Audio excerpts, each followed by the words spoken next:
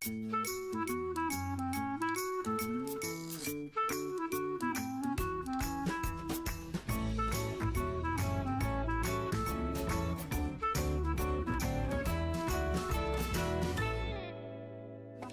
daming kambing dito, no?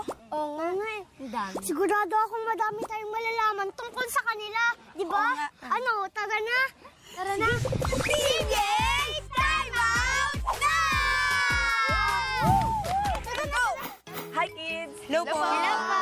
Welcome sa DV Bower Farm. Ako si Ate Criza. Bago tayo pumasok sa bahay ng goats, kailangan natin mag-dip muna dito sa disinfectant. So para mawala yung virus at saka yung bacteria na dala-dala natin sa ating mga paa. Sige po. So kailangan natin i-dip ng ganito. Ganyan, ganyan. Yan, tapos okay. Yan. Konti lang po.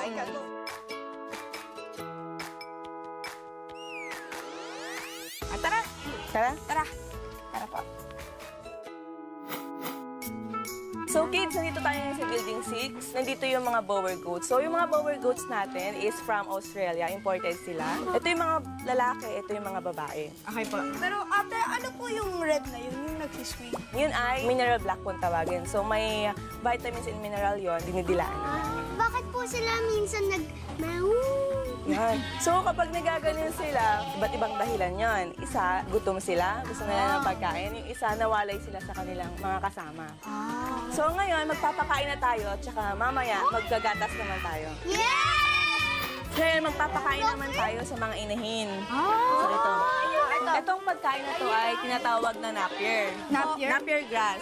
So ang pagpapakain, ganito. Yan. Wow! Ganyan lang po. Okay po, ito po.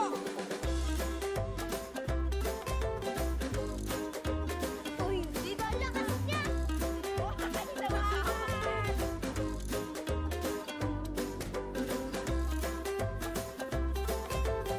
Kids, punta naman natin yung mga anak nila. Sige po. Bilang remembrance ng pag-tour nyo dito sa farm, ipinangalan namin yung mga baby goats sa inyo. Yan. So ito kay JM, kay Nixie, si Althea, at saka si Mitch. Pwede po kami po. Oo, pwede po. Okay ka!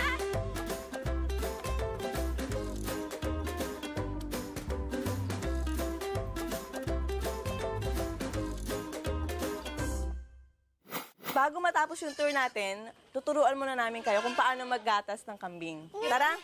So ayun, nandito na tayo sa mga kambing na gagatasan natin. Pero bago yun, kailangan muna natin maglagay ng mask sa ating bibig at saka gloves sa ating kamay.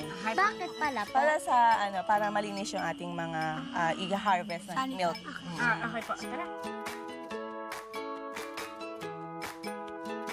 So, unang gagawin natin, bago tayo mag-harvest ng gatas, pupunasan natin yung kanyang udder. Pupunasan din natin siya ng maligamgam na tubig kasi titigas yung gatas niya pag malamig.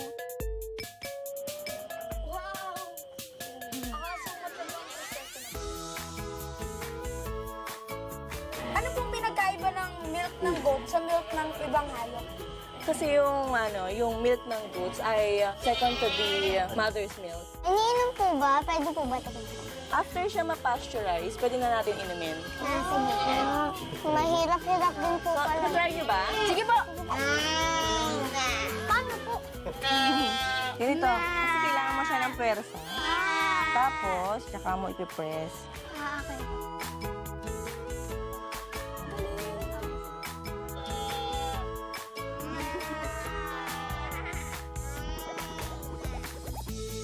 Ang tagal pa naman kasi kailangan niyo po ng madami. Ang galing ni Ate.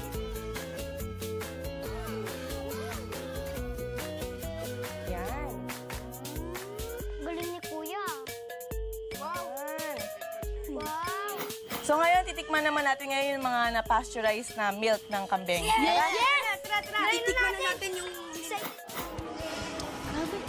Ang sarap ng pasteurized milk na binigay ni Ate Criza, no? Oo nga. Ang dami nating natutunan tungkol sa mga goats. Nakakatuwa din na pinangalan sa ating apat yung mga baby goats, no? Tsaka madami pa tayong natutunan para magkatas ng kambing, di ba? Oo nga. Tsaka ang saya ng goat house tour natin, no? May bago tayong nalaman na pang the best every day! Go!